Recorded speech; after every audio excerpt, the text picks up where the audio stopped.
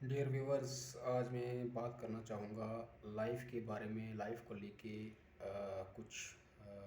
बातें जो मैं सोचता हूँ। हमारी लाइफ स्टार्ट होती है जब हम चीज़ों को समझना, चीज़ों के बारे में जानकारी रखना कि जो चीज़ें हो रही हैं, जो घटनाएं घट रही हैं, उनके बारे में जब हम मानसिक स्तर पर सोचना शुरू कर देते हैं कि वो क्यों हो रही हैं, उनका क्या प्रभाव पड़ता है हम पर, समाज के दूसरे लोगों पर। जैसा कि हम देखें, हमारे क्या अनुभव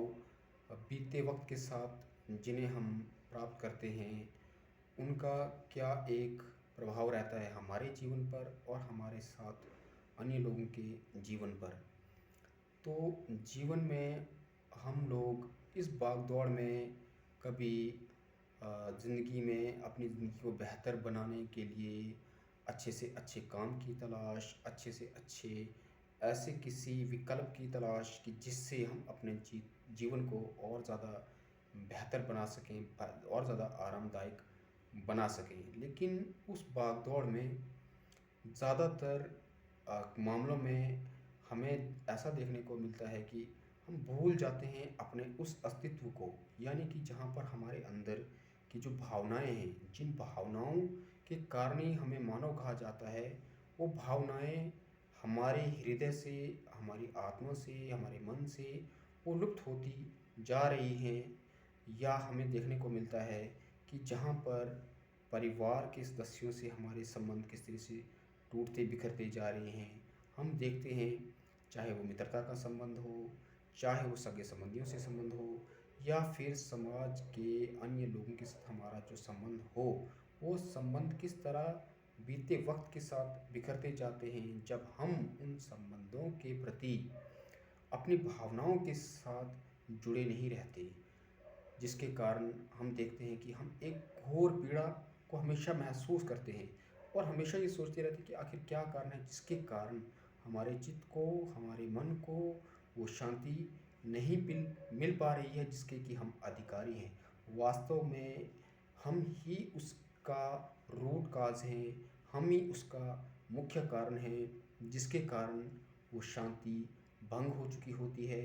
या वो शांति, या वो प्रसन्नता, या वो खुशी हमारे हृदय की जो हमें प्राप्त हो सकती थी यदि हमने अपने मन की, अपने हृदय की उन भावनाओं को समाप्त ना किया होता। और उन भावनाओं को पुनः प्राप्त करने का जो विकल्प है, वो विकल्प है जब हम गहन चिंतन करना शुरू कर देते हैं कि वो ईश्वर जो सर्वशक्तिमान है, सर्वव्यापी है, जिसके द्वारा ये संपूर्ण सृष्टि बनाई हुई है, जिसके द्वारा चाहे भूतकाल की बात करें, वर्तमान की बात करें, या भविष्य की बात करें, कोई ये कहे कि वह ईश्वर को मानता है या नहीं मानता, किसी के इन तर्कों के कारण ईश्वर के अस्तित्व पर कोई अंतर, कोई फर्क नहीं पड़ता। जिसके हृदय में जैसी श्रद्धा, उसने ईश्वर के उस रूप को उसी तरह सृष्टि में पाया है। और सृष्टि का रूप, ईश्वर का रूप प्रेम भी है, ईश्वर का रूप श्रद्धा भी है, ईश्वर का रूप भक्ति भी है। इसीलिए ईश्वर के अनेकों रूप हैं, अनेकों नाम हैं। कोई किसी भी संस्कृति सभ्यता में पला बड़ा हो, वो उसी रूप में उस ईश्वर को जानता है। तो प्रत्येक ऐसे भिन्न भिन्न जो कारक हैं, भिन्न भिन्न जो विषय हैं, उनका डायरेक्ट या इनडायरेक्ट वे में हमारे जीवन के साथ संबंध है। तो हमें यदि अपने जीवन को एक उस स्तर तक ले जाना है, उस स्तर की आनंद की अनुभूति को प्राप्त करना है, तो ईश्वर में आस्था, मानव मूल्यों में वो दृढ़ विश्वास और अपने कर्तव्य के प्रति कर्तव्य निष्ठा यदि बनी रहे, तो निश्चित रूप से हमें वो शांति पुनः प्राप्त हो सकती है। ये मेरा व्यक्तिगत मेरा ऐसा मानना है और मैं ऐसा सोचता हूँ। और फिर हम पर निर्भर करता है कि हमारे कर्मों के प्रति जो प्रतिबद्धता है, हमारे किए गए कर्म के प्रति जो हमारी पवित्रता, ये हमारी भावना है। हमारी भावना ही उसका आधार बनती है कि उसका निष्कर्ष,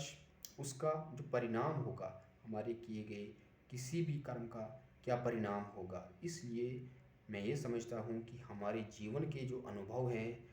वो हमारे जीवन की जो फाउंडेशन है वो एक फाउंडेशन की तरह